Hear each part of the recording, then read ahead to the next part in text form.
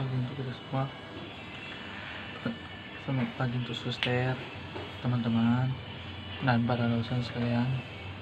Saya akan menjelaskan tentang sistem panca indera. Panca indera memiliki empat. Pertama itu mata, hidung, telinga, mulut, dan kulit. Alat indera juga berperan sebagai reseptor impuls, di mana berdasarkan jenis rangsangannya yang diterima, alat indera dibedakan menjadi 4. Yang pertama itu kemoreseptor. Kemoreseptor itu adalah penerima rangsangan yang berupa senyawa kimia, contohnya lidah dan hidung. Yang kedua itu fotoreseptor. Fotoreseptor itu penerima rangsangan berupa cahaya, contohnya retina mata. Yang ketiga itu mekanoreseptor. Mekanoreseptor itu penerima rangsangan berupa tekanan atau suhu, contohnya itu kulit. Yang keempat itu audioreseptor, penerima rangsangan berupa getaran bunyi yang disebut dengan cochlea dan telinga. Baik, kita akan menjelaskan tentang mata.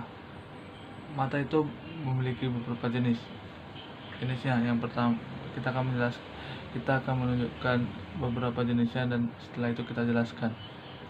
Baik, di sini saya akan menjelaskan tentang strukturnya. Struktur pertama itu kita akan melihat sklera, yang kedua itu kornea, yang ketiga itu pupil, yang keempat lensa, yang kelima iris, yang keenam bintik, yang ketujuh koroid, yang ke-8 itu retina. Baik, saya akan menjelaskan bagian-bagian yang baru saja saya bilang. Yang pertama itu kita bisa melihat kornea. Kornea ini adalah bagian depan mata yang bersifat tembus cahaya dan memiliki fungsi untuk meneruskan cahaya yang masuk ke mata menuju ke retina. Yang kedua itu iris atau selaput pelangi. Iris atau selaput pelangi itu bagian mata yang memiliki pigmen warna dan berfungsi untuk mengatur banyaknya cahaya yang masuk ke mata. Yang ketiga itu pupil.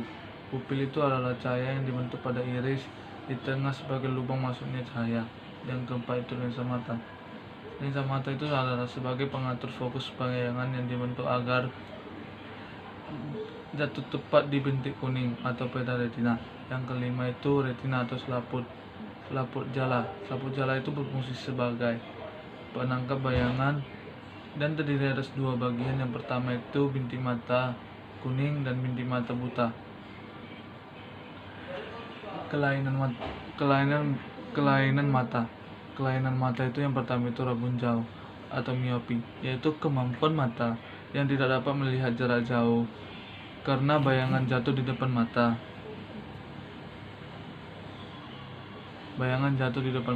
Yang kedua itu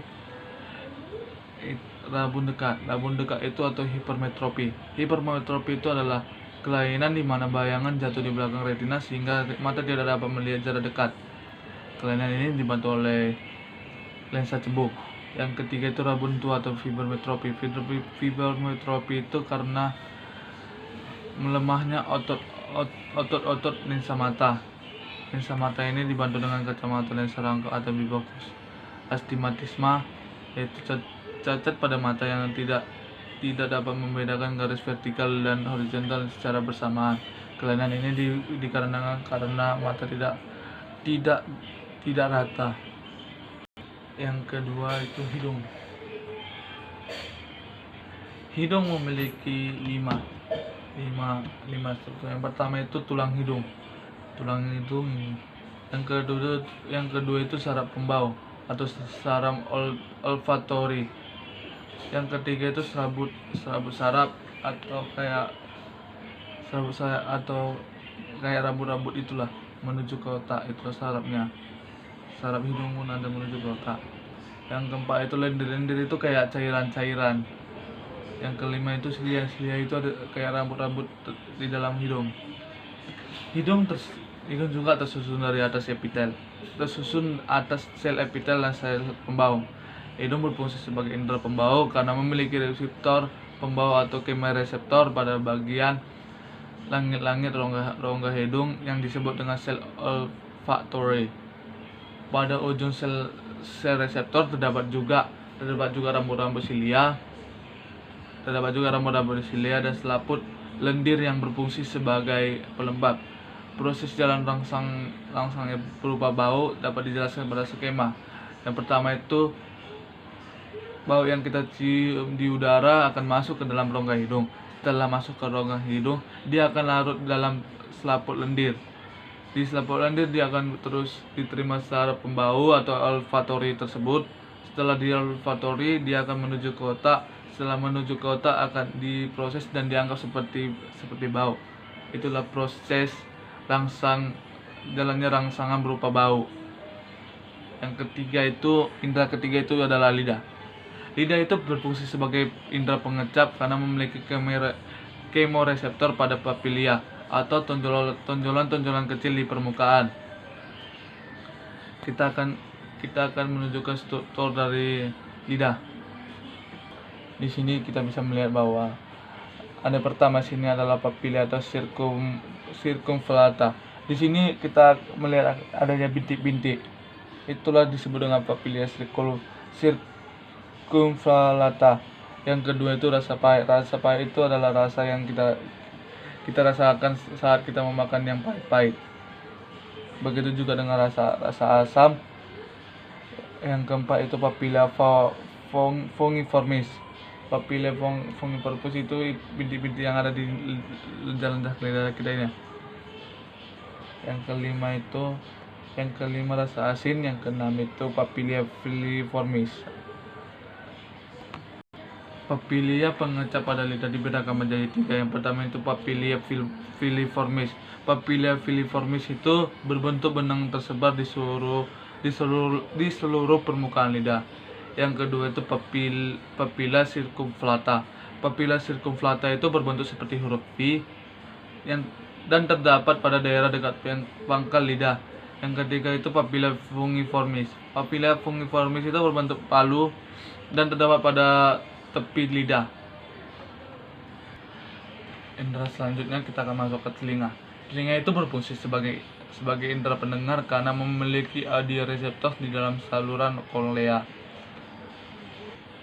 Penampang telinga manusia kita bisa melihat strukturnya sebagai gambar berikut. Di sini kita melihat seperti struktur tersebut. Di sini kita melihat adanya daun telinga. Yang kedua itu lubang telinga. Yang ketiga itu saluran setengah lingkaran. Yang keempat itu kolea. Yang kelima itu saluran ekstasius. Yang keenam itu membran timpani. Bagian-bagian telinga itu terbagi atas 3. Yang pertama telinga luar, telinga tengah, dan telinga dalam. Telinga luar itu yaitu terdiri atas daun telinga, lubang telinga, liang telinga, dan gendang telinga atau membran timpani. Yang kedua itu telinga tengah. Telinga tengah itu merupakan bagian pengatur getaran dan terdiri atas tulang-tulang pendengaran atau martil landasan Salgurti dan saluran ekstasius. Yang ketiga itu telinga dalam. Telinga dalam itu yaitu penerima getaran yang terdiri atas kolea.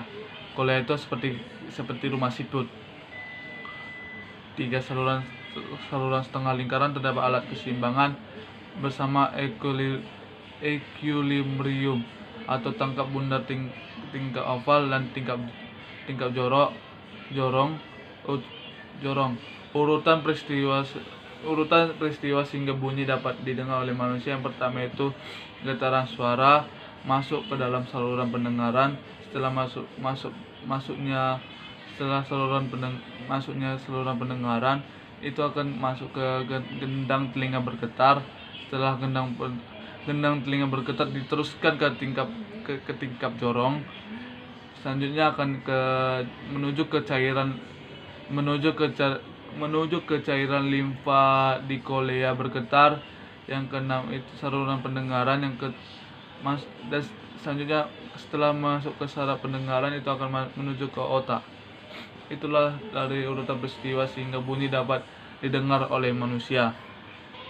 Yang terakhir itu sistem pendengaran. Yang terakhir itu adalah kulit. Kulit itu berfungsi sebagai indera peraba karena memiliki ujung-ujung saraf sebagai mekanoreseptor. Struktur penampang kulit kita bisa melihat seperti gambar berikut. Di sini kita bisa melihat bahwa inilah struktur penampang kulit. Di sini pertama kita akan melihat ujung saraf tempat selaput. Yang kedua itu ujung saraf Melsaner. Yang ketiga ujung Krause. Yang keempat itu rambut. Yang kelima ujung saraf Ruffini. yang kena epidermis, yang ke-7 epidermis, yang ke-8 lempang Merkel, yang ke-9 saraf, yang ke-10 jaringan pengikat, dan yang terakhir itu ujung saraf Pacini. Nama ujung-ujung saraf beserta rangsangan diterima yaitu pertama itu ujung saraf Pacini. Ujung saraf Pacini itu bisa kita sebut sebagai reseptor tekanan. Yang kedua itu ujung saraf Meissner dan badan Merkel itu bisa disebut dengan reseptor sentuhan. Yang ketiga ujung saraf Ruffini itu adalah reseptor panas. Yang keempat itu ujung saraf Krause yang disebut dengan reseptor dingin. Yang kelima ujung saraf tanpa selaput itu bisa disebut dengan reseptor nyeri sakit. Sekian dari video saya. Apabila ada kesalahan dari video saya minta maaf. Sekian dan terima kasih. Shalom.